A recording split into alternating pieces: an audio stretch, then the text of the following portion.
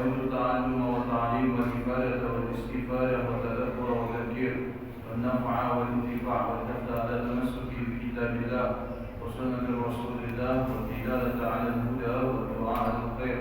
اللهم صل على سيدنا محمد الفاتح لما أغلق والخاتم لما سبق ناصر الحق بالحق الهادي إلى صراطك المستقيم وعلى آله وصحبه حق قدره ومقداره العظيم. سبحانك لا علم لنا إلا ما علمتنا إنك أنت العليم الحكيم. رب اشرح لي صدري ويسر لي أمري واحلل عقدة من لساني يفقهوا قولي. صلى الله على سيدنا محمد وعلى آله وصحبه وسلم. الحمد لله رب العالمين. الحمد لله رب العالمين وبه نستعين على أمور الدنيا والدين. والصلاة والسلام على أشرف الأنبياء والمرسلين سيدنا محمد وعلى آله وصحبه أجمعين. قال المصنف رحمه الله ونفعنا وبعلومه في الدارين إلى أن قال باب صفة الصلاة. Bab sifatus salat, kriteria tentang salat, yaitu bagian rukun-rukun salat. As-sabi' yang ketujuh merupakan rukun salat yang ketujuh adalah as-sujudu marratain, sujud sebanyak dua kali. Dikatakan di sini bahwasanya fi kulli rak'atin, ya, setiap salat itu sujudnya itu sebanyak dua kali di setiap rakaat, kecuali salat jenazah. Salat jenazah tidak pakai sujud. Selain salat jenazah pakai sujud. Salat lima waktu, ya, yang fardu, kemudian salat Jumat, kemudian salat sunnah, rawatib, mutlak dan sebagainya.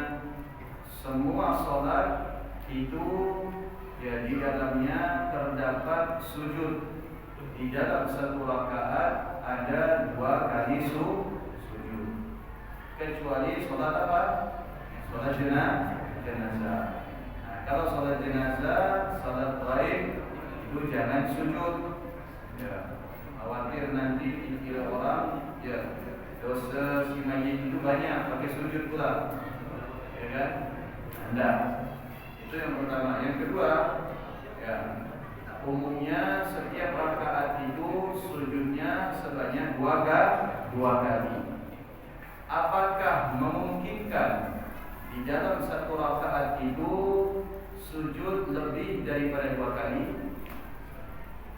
Sangat memungkinkan apabila dalam rangka sujud tilawah. Sujud tilawah atau yang umumnya kita kenal dengan sujud sajadah. Yang membaca surah sajadah seperti tadi subuh, kemudian melaksanakan sujud. Sujud tilawah berapa kali? Satu kali atau dua kali? Satu kali. Nah, berarti kalau di rakaat pertama, ya, terjadi sujud tilawah, berarti dengan sujud yang merupakan rukun salat itu menjadi tiga. Yang kedua, kemungkinan sujud itu terjadi sebanyak 4 kali dalam satu rakaat.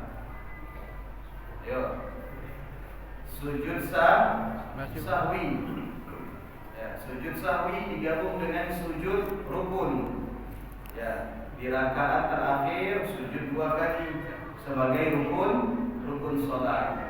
Nah, ketika habis sujud kemudian duduk tawarruk. Duduk tawarruk itu istilahnya duduk tahiyat akhir. Nah, kalau misalkan orang lupa sunnah daripada sunnah abad, maka dianjurkan untuk menyempurnakan sholatnya dengan sujud sahwi. Maka sujud sahwi sebanyak dua kali. Habis baca doa tahiyat akhir, bil alamin innaka hamidum majid, kemudian sujud, ya, subhana man la yanamu wa la yashu. Kemudian duduk, sujud lagi, baca lagi subhana man la yanamu wa la yashu. kemudian duduk langsung salam. Nah, itu bisa kemungkinan terjadi. Akan tetapi ya, yang harus kita ketahui bahwasanya setiap rakaat itu sujud sebanyak dua kali. Rakaat pertama, rakaat kedua bagi sholat subuh, rakaat pertama, rakaat kedua, rakaat ketiga bagi sholat maghrib, atau rakaat pertama, rakaat kedua, rakaat ketiga, rakaat keempat bagi sholat zuhur, kemudian sholat asar dan sholat isya. Semuanya di setiap rakaat sujudnya sebanyak dua kali. Ini ada cerita, ada orang tak pernah turun ke masjid. Ya. Sekali turun hari Jumat subuh. Begitu dia turun Jumat subuh, didapati masjid melakukan sujud tilawah. Nah, begitu imam membaca surah Sajadah, Alif Lam Mim Tanzilul Kitab la raiba fihi min rabbil alamin am yaquluna iftara. Ya, sampai kepada kalimat innama yu'minu bi ayatina alladziina idza dzukiru biha kharru sujadan wa sabbahu bihamdi rabbihim wa hum la yastakbirun. Sujud imam diikuti oleh makmum. Bingung dia, kenapa pula langsung sujud? Biasanya rukuk terlebih dahulu, betul tak? Bingung dia. Ya udah, ikut jalan kata dia. Ya, istilahnya ya, imam keparet, dia ikut keparet. Ya kan? Nah, ikut dia sujud. Nah, kemudian berdiri lagi imam. Allahu akbar, tatajafa junubuhum 'anil madaji yad'una rabbahum khawfan wa tam'a. Kaget dia, kenapa pula langsung berdiri? Tidak duduk. Semestinya kan duduk. Habis sujud kemudian duduk. Ya. Sujud lagi sebenarnya, tapi kenapa berdiri? Dah ikut jalan kata dia. Ya kan? Mungkin sebab yang ketidaktahuannya ada solat jenis baru. Ya. Akhirnya selesai solat, curhat dia. Curhat dengan salah seorang jamaah, dia bilang apa? Saya kemarin solat di masjid. Nah, karena dia tinggal di Sungai Jawi dekat Masjid Al-Hikmah, dia bilang, saya sholat di Masjid Al-Hikmah. Tapi kok sholat subuh di situ beda dengan masjid yang lain ya? Kenapa pula beda kata kawannya? Sholat subuhnya 3 rakaat. Dia bilang, udah gitu, yo, surahnya panjang sekali katanya. Letih saya menemukan salam. Nah, bayangkan orang tak pernah turun ke masjid, ya kan? Sekali turun pada hari Jumat subuh, ya. Kemudian ya melaksanakan sujud tilawah dibilang 3 rakaat. Akhirnya kawan, inilah itu sebab ente tidak pernah ke masjid. Ya, ente tidak pernah turun ke masjid, yaitu ente ini orang sujud sejadah, sujud tilawah, ente bilang sholat subuhnya 3 rakaat. Tidak ada 3 rakaat. Iya 3 rakaat katanya, karena sujudnya 3 kali. Orang ini masih ada sampai sekarang, ya kan? Nah, itu. Makanya terkadang ketidaktahuan kita itu justru bukan menyelamatkan kita, tetapi justru menyengsarakan kita.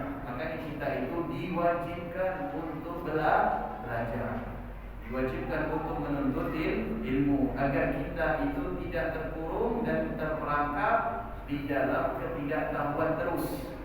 Agar kita keluar bebas, lepas dari yang namanya ketidaktahuan, menjadi orang yang tak. Makanya Allah Subhanahu wa taala mengatakan di dalam Al-Qur'an, "Qul hal yastawil ladzina ya'lamun wal ladzina la ya'lamun." Katakan wahai Muhammad, ya, apakah sama orang yang mengetahui dengan orang yang tidak mengetahui? Apakah sama orang yang berilmu dengan orang yang tidak berilmu?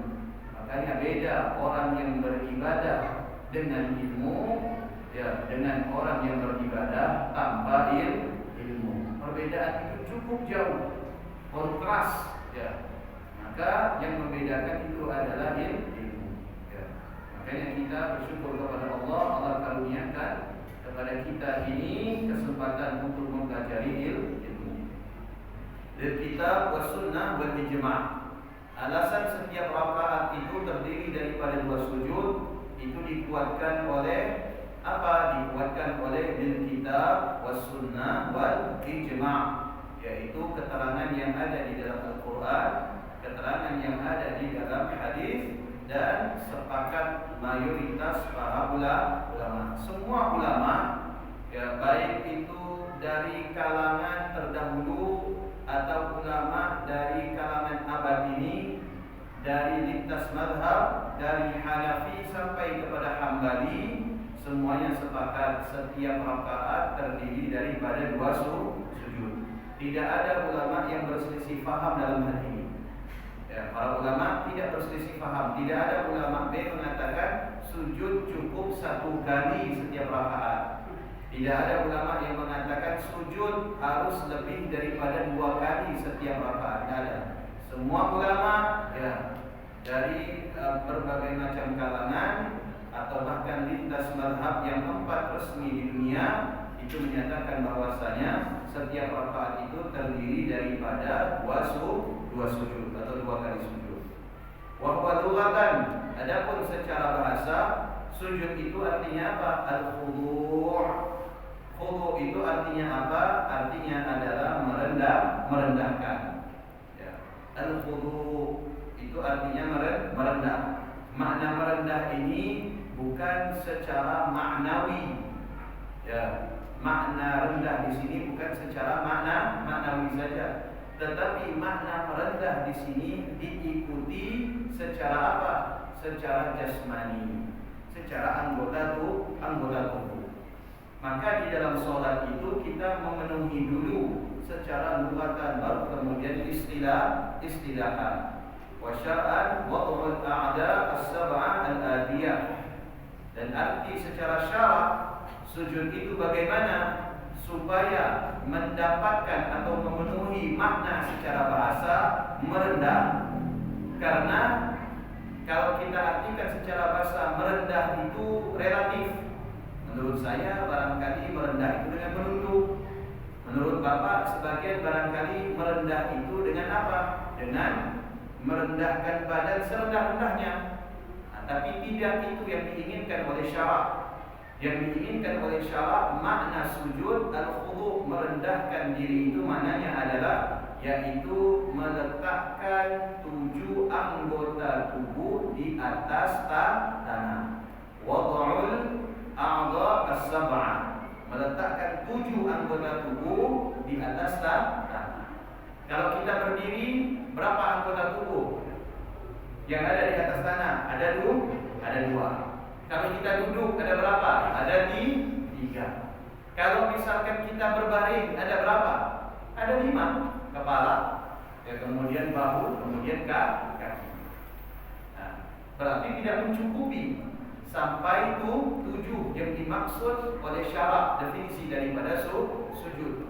Harus 7. Bagaimana? Berarti 7 ini terdiri dari dahi, kemudian kedua telapak tangan, kedua lutut, kemudian kedua kaki. Ya. Maka semuanya berjumlah 7. Wa aqalluhu ayyadha al-musalli ba'da basyara jabhatuhu. Baik. Anggota sujud yang pertama itu apa? Dahi.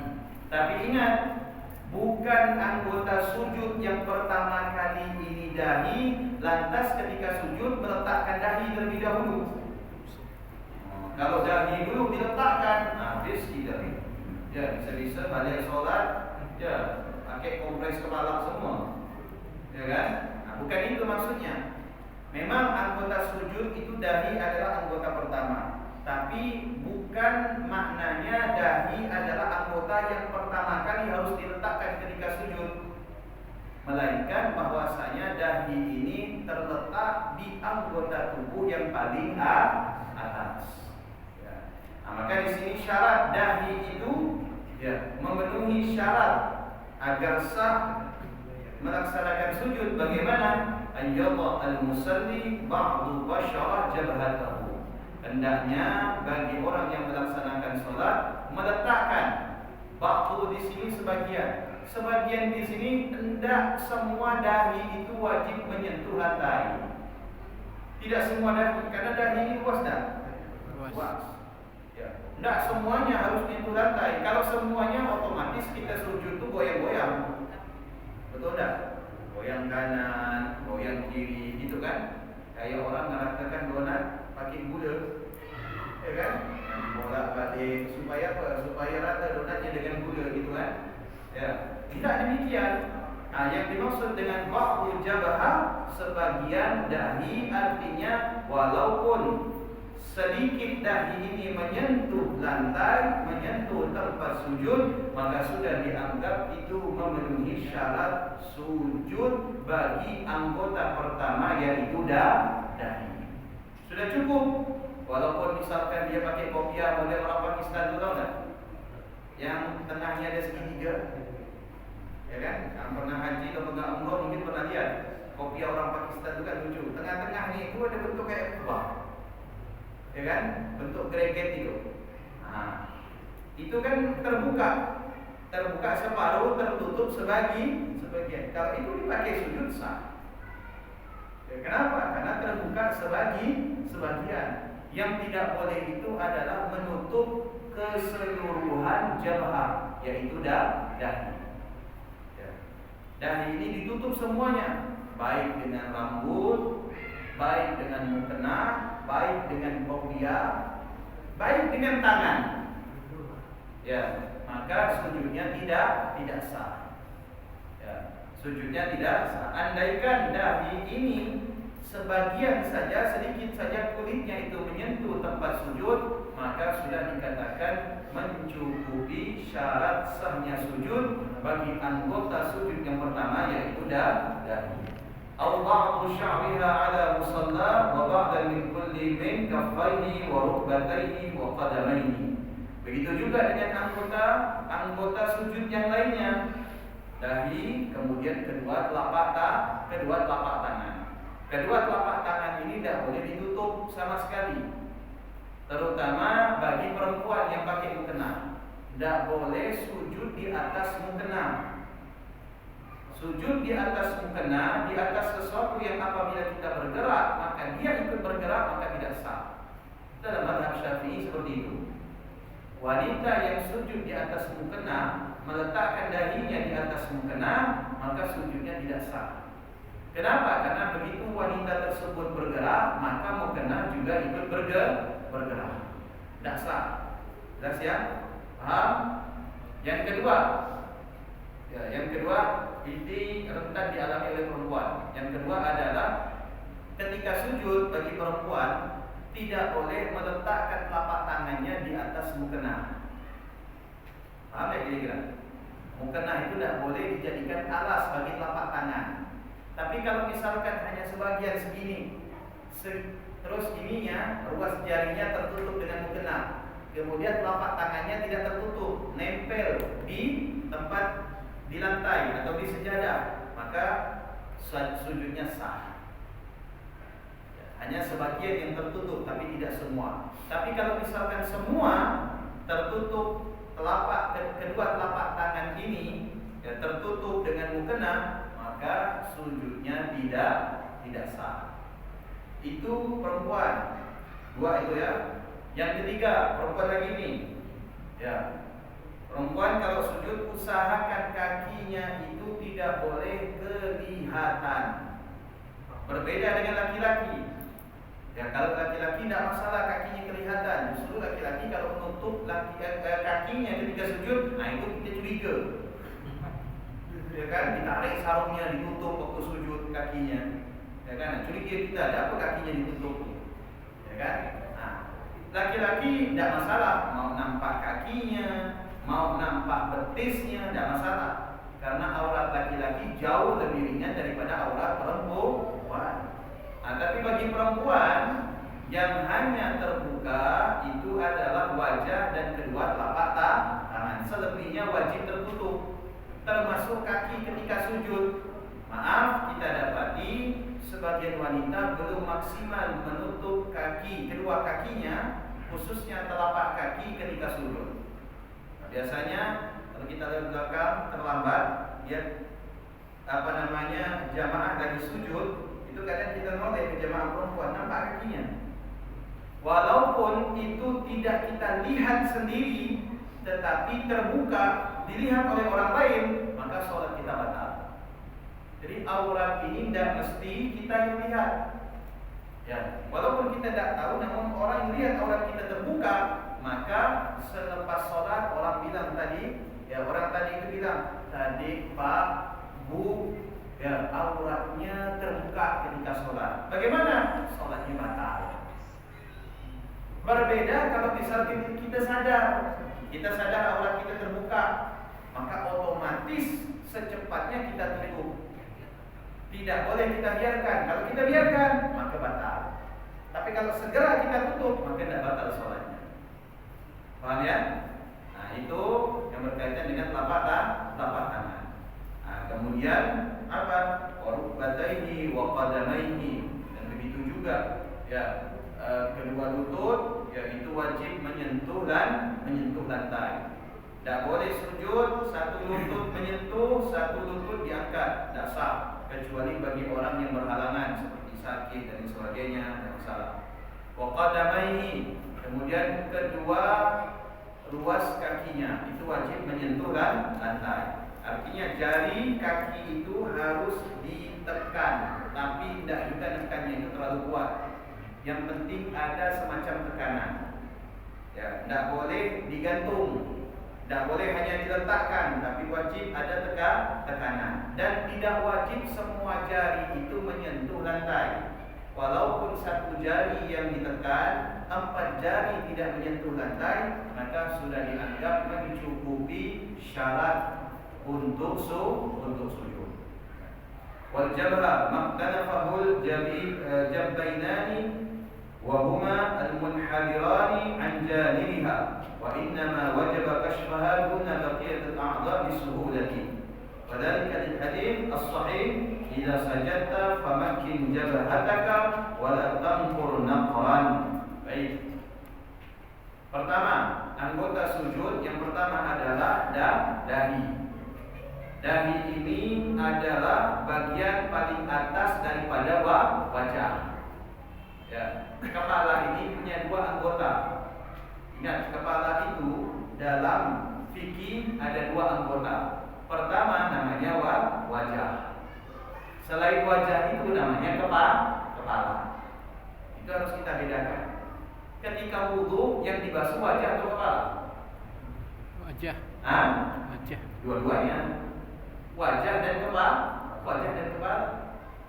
Ya, betul tak? Idza kuntum ila shalah fagsilu wujuhakum. Apabila kalian ingin melaksanakan salat, maka basuhlah wajah kalian. Ya, wa iyyakum ila al-marafiq wamsahu bi ru'usikum, dan usaplah kepala kalian. Kenapa oleh Allah tidak dijadikan satu saja? Ya, idza kuntum ila shalah fagsilu wujuhakum wa ru'usikum. Apabila kalian ingin melaksanakan sholat, maka basuhlah wajah kalian dan kepala kalian. Para ulama mengatakan bahwasanya antara wajah dengan kepala itu berbeda. Makanya kalimat wajah Allah memakai kalimat apa? Fausilu, basuh. Basuh maknanya apa? Yaitu mengalirkan air ke wajah. Baik mengalirkan secara langsung dengan menuangkan, atau mengalirkan melalui telapak tangan. Jelas ya? Untuk kepala, Allah memakai kalimat apa? Wamsahu, usap.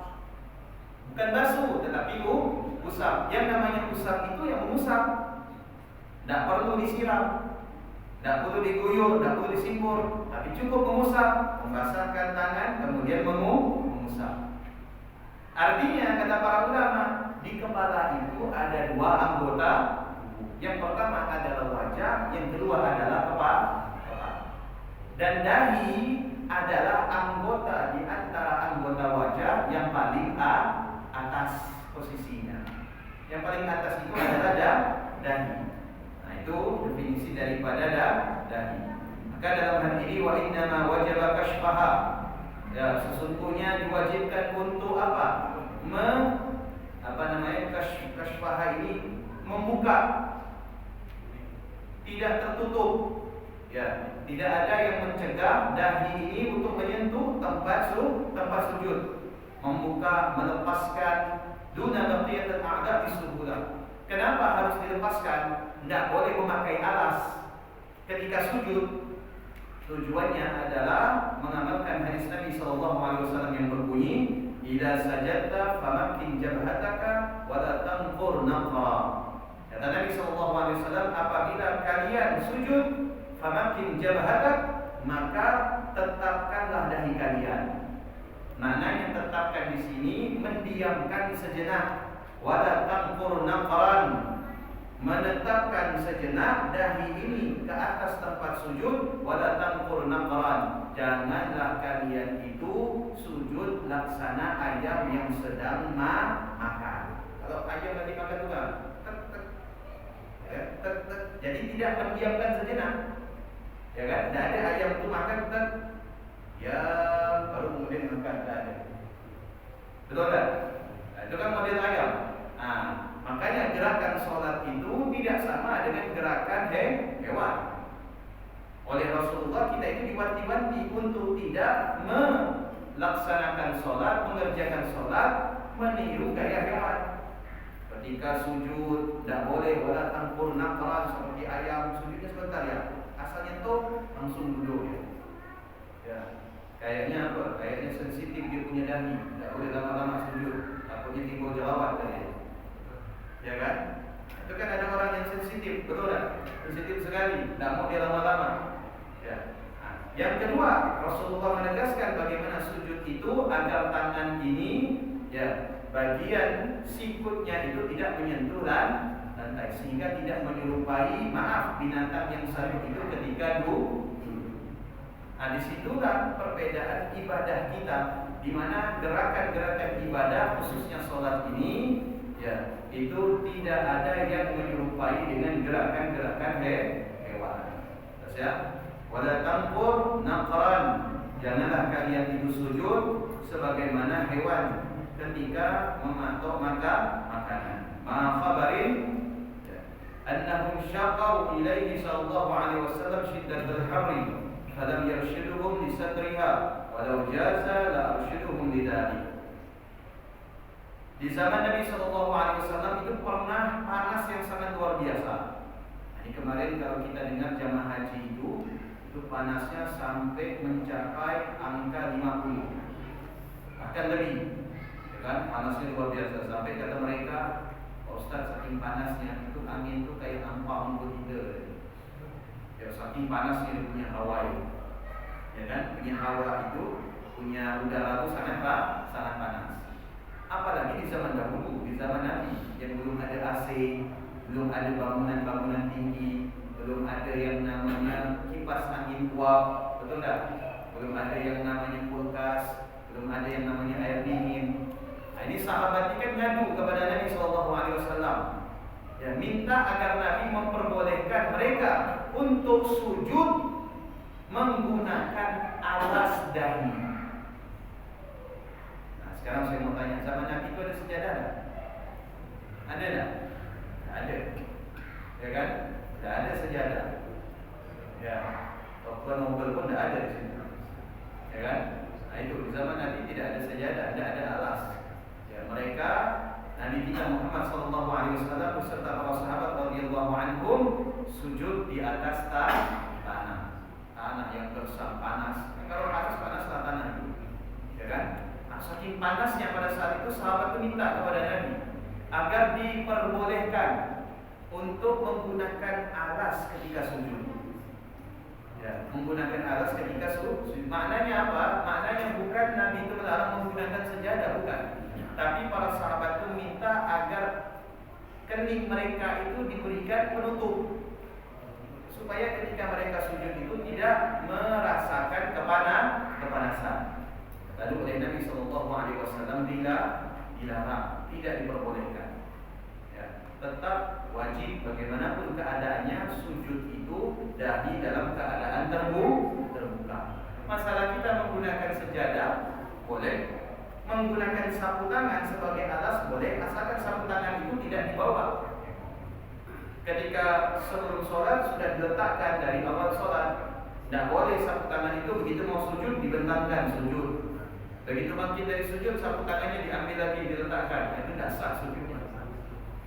Atau barangkali sujud di atas syal kita, Syalnya tidak diletakkan di atas sejadah, tapi diletakkan di bahu. Begitu mau sujud, ya diletakkan sujud di atas syal.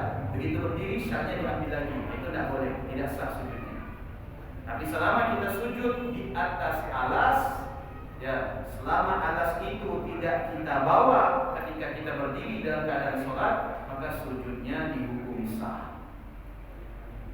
Tapi hadis sajadatain rukunan wahidan littihadihima. Baik, setiap rakaat itu terdiri dari dua sujud.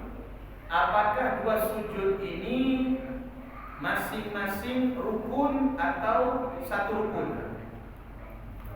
Nah, dua sujud ini dihitung satu rukun atau dua rukun? Dihitung satu rukun. Bukan dihitung dua rukun. Ya, makanya di dalam sholat itu ada berapa rukun sholat? Ada 13 rukun sholat, 17 dengan tumanina.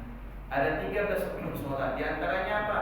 Berdiri, rukun gerakan, rukuk yang tidak sujud. Nah, berarti sujud 2 kali itu dihitung satu rukun. Kalau misalkan dihitung setiap rakaat, itu bisa lebih daripada 13. Apalagi sholatnya jumlah dalam rakaatnya yang banyak, seperti asar, zuhur, isya. Itu berarti dalam satu rakaat sudah berapa rukun? 3 dikali yang 4. Bukan itu cara hitungnya. Nah, tapi di sini dikatakan bahwasanya ihdus sajadatain rukunan wahidan. 2 jumlah sujud itu tetap dihitung satu rukun. Wal munasib lima ya'ti fi taqaddum wa ta'akhur indahuma ruknain. وقرر السجود دون غيره لأنه أبلغ في التواضع ولما فيه من إرغام الشيطان. Baik.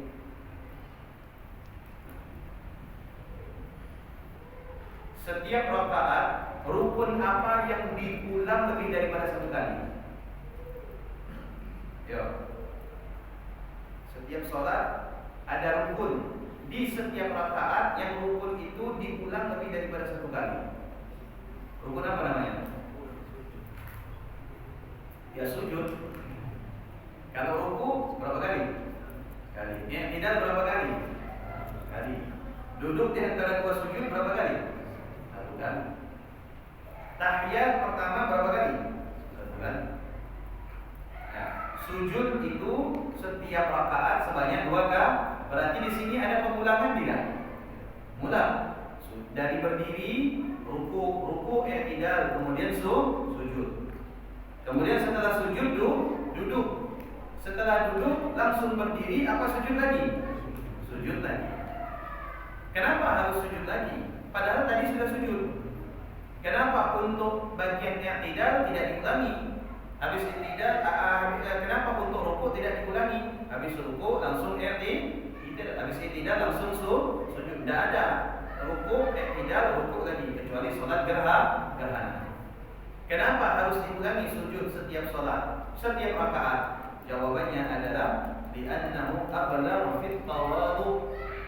Sesungguhnya pengulangan sujud di setiap rakaat sholat itu tujuannya adalah agar kita itu bisa sampai kepada maqam tawadhu. Agar kita itu bisa sampai kepada derajat tawadhu. Karena sujud itu adalah lambang ketawadhuan. Sujud itu lambang rendahnya sifat kedudukan yang dimiliki oleh seorang hamba di hadapan Allah Subhanahu wa taala. Semua makhluk oleh Allah diperintahkan untuk sujud. Bukan saja manusia, tetapi juga jin. Bukan saja jin, tapi juga malaikat. Semua diperintahkan oleh Allah untuk sujud. Kenapa? Agar kita sebagai makhluk ciptaan Allah tetap merasa bahwasanya kita ini rendah di hadapan Allah.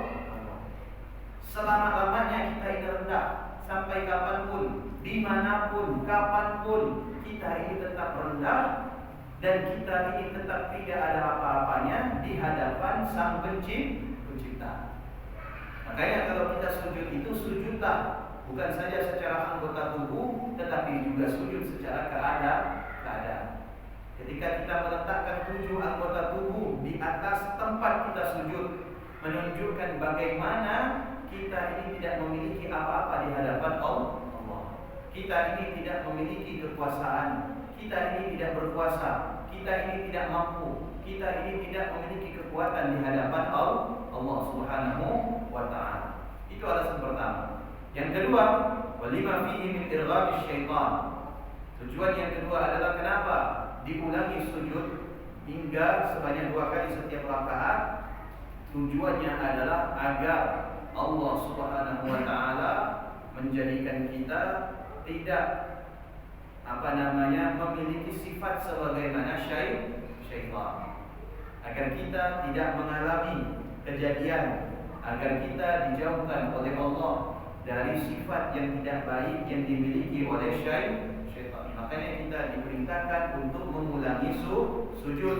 Bisa jadi sujud yang pertama barangkali kita belum merendah, diperintahkan lagi untuk sujud kedua kalinya agar kita itu merasa rendah. Karena syaitan itu diperintahkan oleh Allah untuk sujud kepada Nabi Allah Adam alaihi salatu wassalam, ya, bukan lebih daripada 1 kali sujudnya. Allah hanya meminta untuk sujud 1 kali saja. Namun syaitan itu menolak. Ya. Menolak untuk sujud kepada Adam sesuai dengan apa yang diperintahkan oleh Allah. Maka Allah tidak ingin demikian. Oleh Allah Subhanahu wa taala kita diperintahkan untuk sujud lebih daripada 1 kali supaya keluar itu sifat-sifat ya yang tidak baik yang ada di dalam diri kita. Kalau sujud saja ya harapan Allah agar kita ini tidak terjerumus, agar kita ini tidak terperangkap di dalam sifat-sifat atau karakter-karakter syaitaniah yang ada di dalam diri kita. Bagaimana lagi kalau kita tidak sujud? Sujud saja kita ini masih terpengaruh. Yang sujud saja masih terperangkap, yang sujud saja masih terbuai, apalagi yang tidak mau sujud. Ya. Kalau yang sujud saja barangkali belum menjamin terbebas daripada godaan syaitan. Kalau yang sujud saja belum terjamin daripada tipu daya syaitan, apalagi yang mereka itu terang-terangan tidak mau sujud kepada Allah Subhanahu wa taala. Di sinilah bagaimana Allah Subhanahu wa taala menyayangi kita, mencintai kita. Ya, kita diperintahkan untuk sujud supaya kita ini berbeda dengan syaitan. Kita diperintahkan untuk sujud supaya kita ini tidak sama dengan syaitan. Na'udzubillah. Wa syartuhu at-tuma'ninah yaqinan wa wad'u juz'in 'ala al-musalla wa in qalla walau masburan. Dan syarat sujud itu adalah at-tuma'ninah, yaitu ya tuma'ninah. Tuma'ninah berarti sukun a'dha ba'da harakatin, diamnya anggota tubuh setelah bergerak.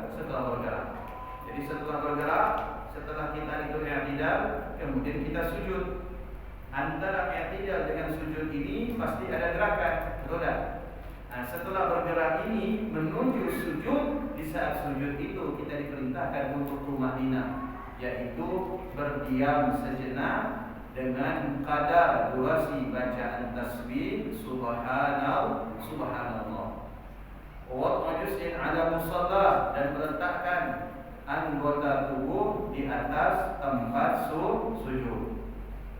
Wa illam yatahamal 'alaihi min kulli rukbatin wa juz'un min wudu'in kullu min kaffayhi yaqinan wa kaf ma yantaqid al-wudu' bi masjid dzakar lakin la yujzi wa qubat li asli zaida wa in naqada masjid wa juz'un min wudu'i asabi' kullu min rijlihi fi anin wahid. Maka ketika kita sujud, meletakkan kedua telapak tangan di atas tempat sujud, di atas lantai. Walaupun tidak bisa secara keseluruhan, minimal ada bagian telapak tangan ini yang tetap menyentuh lantai. Apa yang dimaksudkan dengan telapak tangan? Telapak tangan itu yang dimaksud adalah bagian anggota tangan yang apabila menyentuh kepala kemaluan maka batal wudunya. Ya, itu yang dimaksud dengan telapak tangan. Ibarat kita habis wudu, megang kelamin kita atau kelamin orang lain, ya bagian kepalanya itu kita pegang dengan telapak tangan, maka wudu kita batal. Wudu yang disentuh tidak batal. Itu batalnya wudu. Kalau lebih jelasnya lagi, apa itu telapak tangan? Yaitu yang apabila kedua tangan ini ditutup seperti ini tidak kelihatan, maka itu yang disebut dengan telapak tangan. Nah, ini yang tidak kelihatan di telapak tangan. Kalau ini bukan telapak tangan, ini bukan telapak tangan, ini juga bukan telapak tangan. Jadi kalau kita menyentuh kemaluan dengan ini tidak batal. Ya, tapi kalau dengan ini maka batal. Wallahu a'lam bishawab.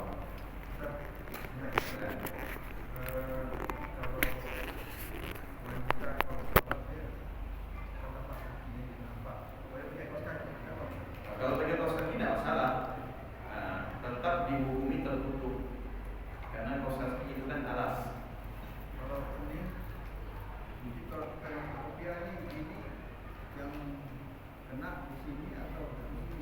Kalau misalkan kita memakai kopiah itu ya sampai ke alis, maka berarti menutupi semua dahi.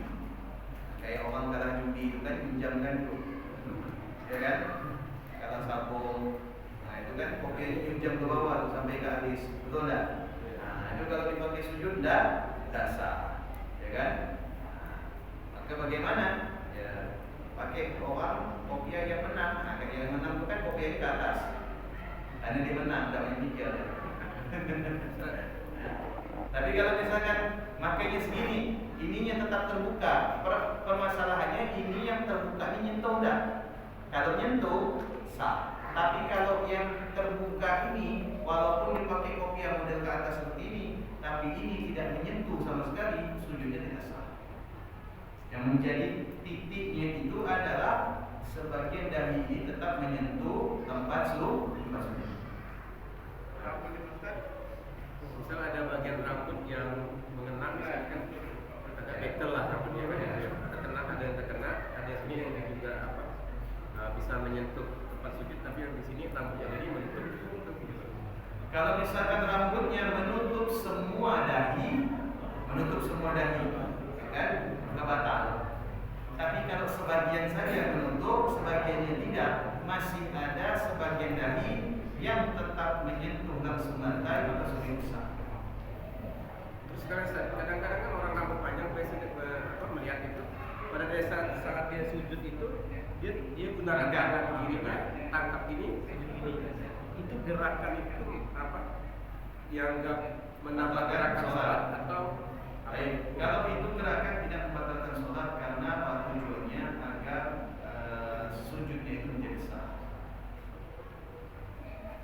Yang tidak boleh kalau misalkan dia nahan dari awal sampai akhir. Nah, sujud cuma satu itu tidak sah. Enggak. Wallahu a'lam bishawab. Bismillahirrahmanirrahim. Subhanallahumma wa bihamdika asyhadu an la ilaha illa anta astaghfiruka wa atubu ilaik. Assalamualaikum warahmatullahi wabarakatuh.